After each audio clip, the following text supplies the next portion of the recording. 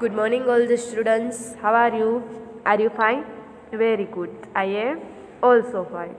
Today we will discuss chapter number 30, Fun with Magnet. Open your science textbook and page number 129. Unit number 13 and topic name is Fun with Magnet. उसमें हमने activity 4 तक magnet के बारे में पढ़ा था, पता है ना आपको, और 2 एक्टिविटीज़ भी की थी। तो अब आएंगे finding direction. Magnets were not people from ancient times. Many properties magnets were also now to them. You might have read many interesting stories about this use of magnet. One such story is about empire in China named Hong Tai. It said that he cherished with statue of lady that called rotate in directions. It have an extended arm. It was showing this way. The statue had extending property. It will rest in such positive that extended arm is positive towards south. By looking at the extended arm of the statue of the empire was able to locate directions when they went to new place of chariot. Let us make such directions finder to our slim. तो यहाँ पे आपको finding direction के बारे में बताया गया है कि हम दिशा कैसे सोच सकते हैं। उसके साथ एक स्टोरी दी गई है। चाइना के एक राजा थे जिसके पास एक ऐसा जो अपना वाहन था, जो व्हीकल था, यहाँ आपको पिक्चर में दिया गया है। ऐसा व्हीकल में एक आपको स्टैचू दिया गया है, यानी एक लेडी का स्टैचू दिया गया है। वो निरंतर राउंड यानी सराउंडिंग घूम रहा था, राउंड घूम रहा था। बट वो जब खड़ा रहता था, यानी उसका व्हीकल जब खड़ा रहे, तो उसका हैंड्स किस तरफ रहता है था, एक हैंड्स था वो ऑलरेडी साउथ की ओर रहता था। तो जब राजा को कहीं पे जाना हो, अगर वो रास्ता भूल जाता है, तो वो अपने स्टैचू के मुताबिक यानी स्टैचू के आधार पर वो अपना रास्ता ढूंढ सकता था और न्यू रास्ते पर जा सकता था, क्योंकि जो वो स्टैचू यानी लेडी ऑफ स्टैचू है, उसका जो हैंड था वो ओनली फॉर एक हैंड साउथ की ओर ही खड़ा रहता था। इसकी वजह से राजा अपनी इजी से अपना रास्ता ढूंढ पाते थे। तो पहले के ज़माने में लोग इस तरह कुछ न कुछ निशानियाँ रखते थे, जिसकी वजह से उसको सही दिशा मिल सके।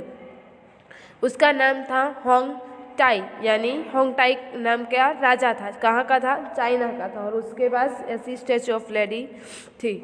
Activity 5, take a bar magnet, put a mark 1, it is the ends of infinite directions. Now tie third and middle of the magnet so that you may span of the wooden stand.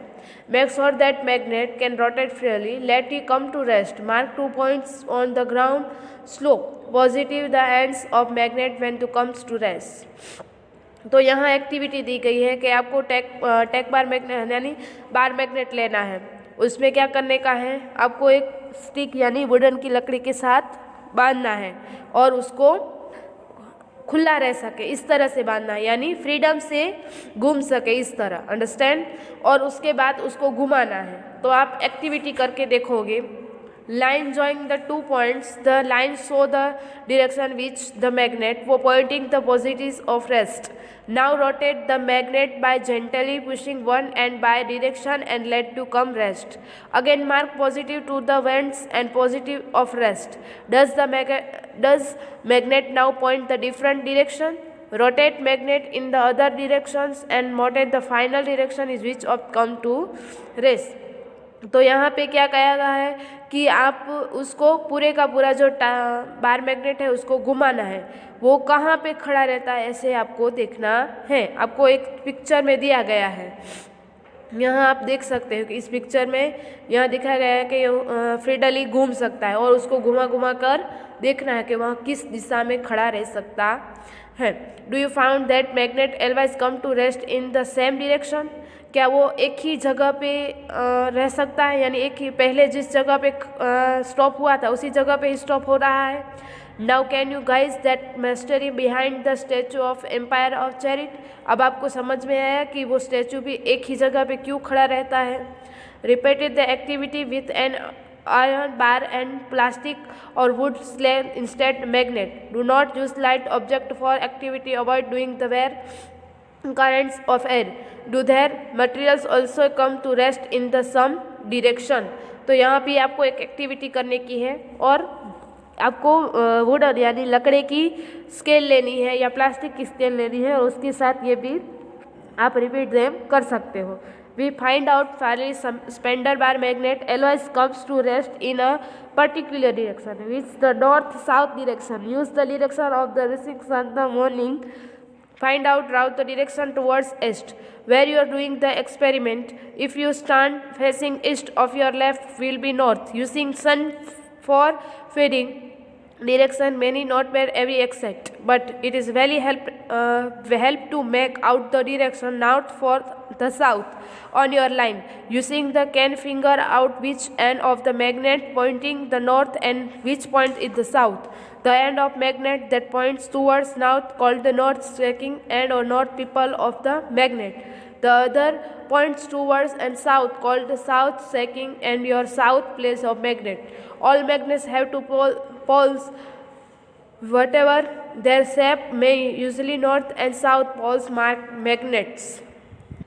तो students यहाँ पे आपको एक दूसरी activity करनी है। आपको सन के सामने स्ट्रेट खड़े रहना है, यानी उस सन के सामने आपका मुंह रखना है, अंडरस्टैंड। और फिर आपको कहा जाए कि आप साउथ या नॉर्थ ढूंढ के बताओ, तो आपका जो लेफ्ट हैंड है वो किस तरफ आएगा, साउथ तरफ कि नॉर्थ तरफ। Give me answer please. कोई मुझे बता सकता है कि आपका लेफ्ट हैंड है वो किस तरफ आएगा अगर आप सन के सामने खड़े हैं तो? वेरी गुड, आपका जो लेफ्ट हैंड है वो नॉर्थ की ओर आएगा और जो राइट हैंड है वो साउथ की ओर आएगा। तो उसी तरह हम कोई भी जगह पे अगर दिशा भूल जाते हैं यानी कहीं पे भटक जाते हैं तो हमें इस तरह से सन भी दिशा ढूंढने में काम आते हैं। उसके बाद दो पोल्स होते हैं। Shape may be usually north and south poles marked on magnet. N यानी north and S यानी south. This property of the magnet is very useful for us. पहले के ज़माने से आज तक जो मैग्नेट थे वो बहुत यूज़ हुआ है। For currently travelers have been making use the property magnets find directions. It is said that old days travelers used to find direction by supplying natural magnet with heart and which the always current with them. पहले के ज़माने में लोग क्या करते थे, कोई भी एक लकड़ा ले लेते थे और उसमें मैग्नेट बांध देते थे, फिर मैग्नेट को घुमाते थे तो उससे जो मैग्नेट स्थिर हो जाए। तो मैग्नेट अब एक ही जगह पे स्थिर होता है, साउथ और नॉर्थ में, वो वेस्ट और ईस्ट और वेस्ट में स्थिर होता नहीं है। तो इसकी वजह से पहले के ज़माने के लोगों को पता चल सकता था कि कहाँ पे हम खड़े हैं या किस दिशा में हम खड़े हैं। तो इसी तरह पहले के ज़माने में लोग मैग्नेट का भी यूज़ करते थे। Later one device was development based their property magnets. It's a now compass. Compass is usually small box with the glass cover on it. यहाँ पे ऐसा कहा गया है कि कंपास एक स्मॉल बॉक्स है और उसको ग्लास यानी कोई कवर से क्या किया गया है, बंद किया गया है। Magnetized needle provide inside to box. उसमें एक मैग्नेटिक नाम की नीड अंदर डाली गई है विच can rotate freely. The compass holds as dial with direction marked on it. The compass is kept in place wherever is you now the direction is needle index at north and south direction when you come to rest. The compass is the rotate needle north and south marked on the dial are the two ends of needle. To identify the north pole, the magnetic needle is your usual point in different color.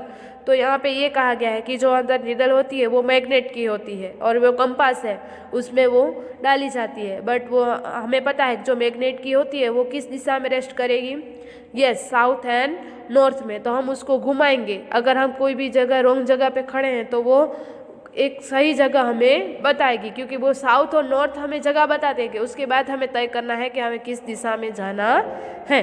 Understand. तो compass हमें इस तरह use होता है। अब activity यानी make your oven magnet, हम अपनी तरह से खुद मैग्नेट कैसे बना सकते हैं उसके बारे में हम नेक्स्ट वीडियो में देखेंगे। तब तक bye and take care. Today's homework, read this page number 129 and 113. Okay students, bye.